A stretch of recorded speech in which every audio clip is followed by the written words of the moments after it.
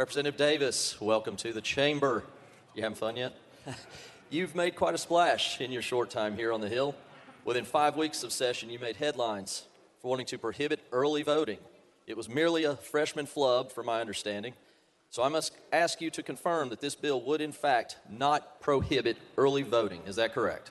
Representative Davis. Thank you, Mr. Speaker. That is correct. That is correct. Very well done. Congratulations on your first trip to the well, and welcome to the chamber. We're removing some exceptions in law that allow for members to be nominated from a district and elected at large. This bill, as I read it, only affects one municipality, and that municipality has had this form of election since 1954. Why are you bringing this bill before us today? Unfortunately, this does impact other municipalities as well, and so that's why we are having it to have statewide applicability. Does this have anything to do with the overwhelming victory that the previous 5 city council folks had in the last election in Knoxville? No, sir. This has to do with voters being disenfranchised. When you have voters that are only able to have their district voice in a primary election, but then be overwhelmed in that general election and have everyone else in that community elect your district representative, in my opinion, is voter disenfranchisement, and your district voice is diminished. Can you provide me an example of when that's happened? In November of 2009, just as an example, District 3, one gentleman was the district choice, but then went to lose in that citywide vote. In November of 2017 in District 3, using the same district as an example, the gentleman that was the district's choice lost in that citywide election. In November of 2021 in District 3, the person who was the top vote getter in the primary that was the district's choice lost in that general district-wide vote. So the district voice in the primary, the person that the district had selected as the top vote getter, went on to lose in the general election because the entire city then overwhelmed that district voice. District 5 in Knoxville is within my House district that I represent. This is going to set up a really strange situation where everybody has been voting, had the opportunity to vote every 2 years for these elections. And District 5, because of the year they're set in, is only going to vote every 4 years, but District 2 will get to vote every 2 years. So the District 5 folks feel disenfranchised, but it's also going to cause a ton of confusion for folks who have been voting for 70 years every 2 years. If there's a problem, that this should be a local decision to change. I see it as disenfranchisement, as those 5th district voters being the only group that has to wait for 4 years to vote. I don't think that our school board members would appreciate the entire community voting for their district representative, or our Knox County delegation, or any other city or municipality that are doing it where their district voice is heard.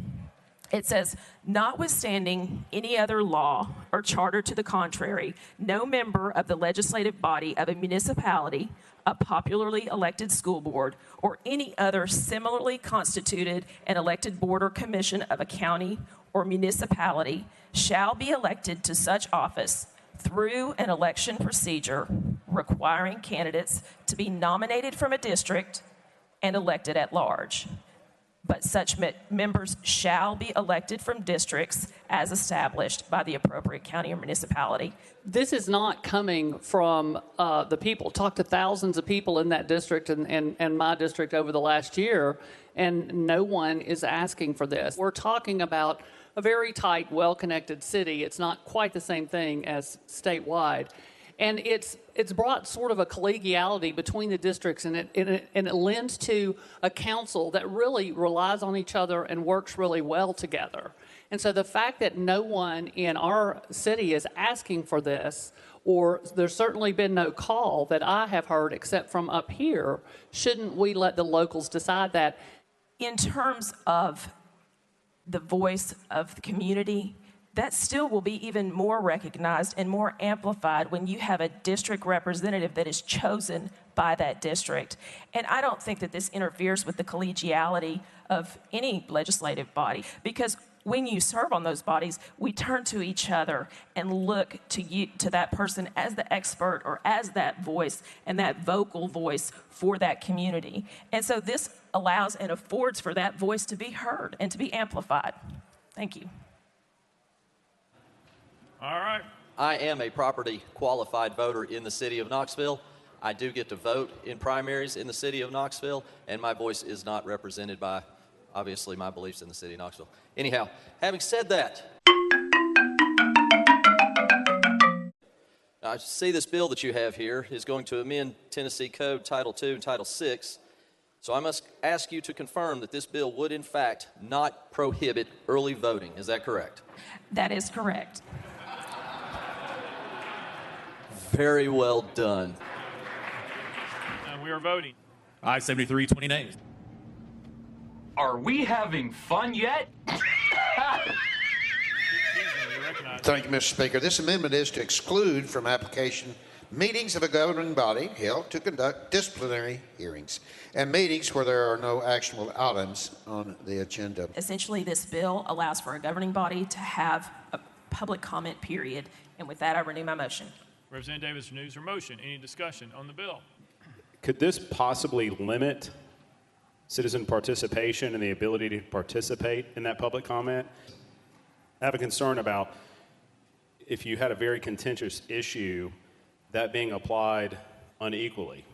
This does allow for those reasonable restrictions for that governing body to allow for the amount of time, the number of speakers, to ensure that the topics are germane to the agenda. The language which says that there have to be actionable items, agenda items, that's not to be interpreted as the vote on those or the action on those items has to be in that meeting, but just if they are actionable items at some point.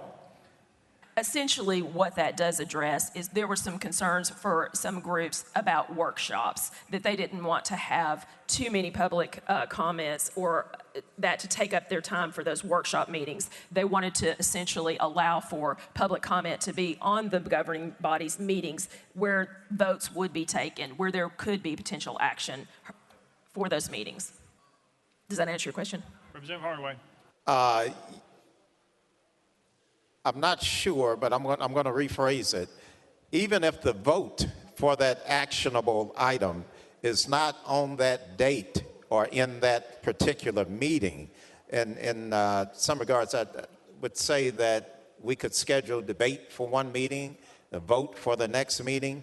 Your goal is not to allow governmental bodies to circumvent that period for public to be involved. You are correct. Essentially, what we're allowing for is we're creating kind of a general brace to allow for specificity elsewhere for that governing body to determine how they want to implement that in practice. And so in order to make sure that citizens' voices are heard, we do want to make sure that public comment, that time frame is codified. So if there are actionable items that are taken, that governing body has to put that public comment on their agenda.